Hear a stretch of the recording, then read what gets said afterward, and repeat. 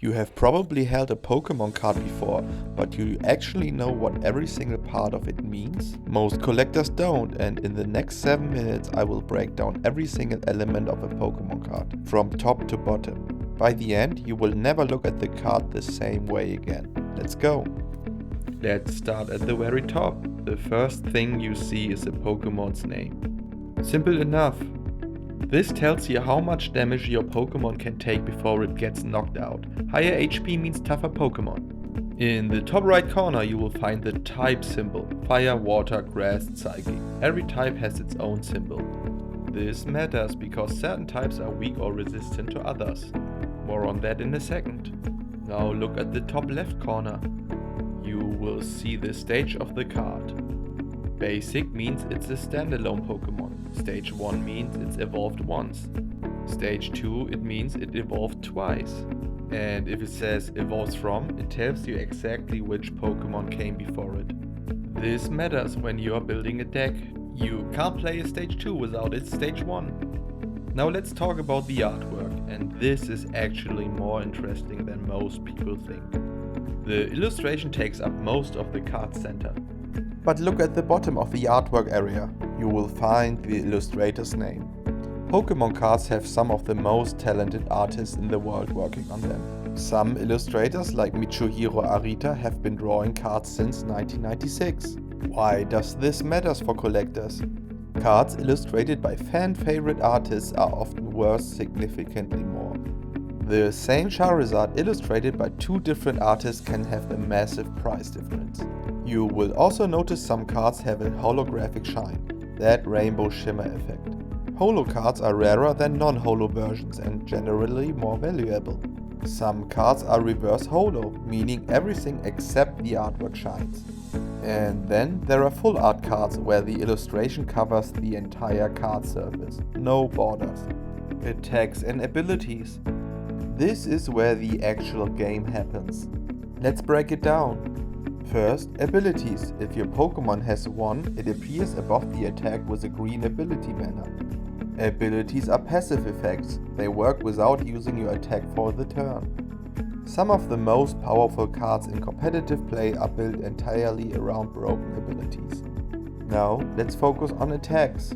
On the left side, you will see colored circles. Those are energy cost. Each one represents one energy card you need to attach before using that attack. A colorless circle means any type of energy works. In the center is the attack name. On the right, the damage number. It means how much damage it deals to your opponent's Pokémon. And below the attack is the effect text. This explains any additional rules, conditions or special effects of the attack triggers. Pro tip, always read the effect text carefully. Some attacks that look weak on paper have insane effects that make them broken in competitive play. Below the attacks you will find three crucial stats: weakness, resistance and retreat costs. Weakness means this Pokémon takes extra damage from a specific type. Usually it's double damage, so a 100 damage attack becomes 200 instantly. This completely changes how you build your deck. Resistance means this Pokémon takes reduced damage from a specific type. Usually minus 30, not as dramatic as weakness, but it adds up over a long game. Retreat cost is how many energy cards you need to discard to switch this Pokémon out of the active position. A retreat cost of 0 is extremely valuable. You can switch freely without losing resources. A retreat cost of 4, that Pokémon is basically stuck. In total, they separate casual collectors from competitive players. If you want to build a winning deck, mastering weakness and retreat cost is non-negotiable. Finally, the bottom of the card. Most people completely ignore this section. Big mistake. You will find the Pokédex number and a short Pokédex entry. A fun flavor text describing the Pokémon. Some of these entries are actually insane.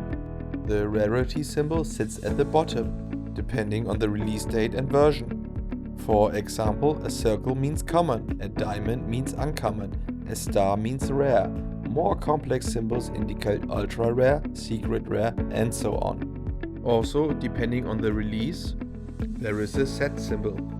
This tells you exactly which expansion the card is from and the card number, for example 123 out of 193. It tells you where it sits within that set. Card numbers above the set total, those are secret rares. And those are every single part of a Pokemon card broken down. Now you know exactly what you're looking at. Did I miss something? Comment below and it would mean the world to me if you subscribe.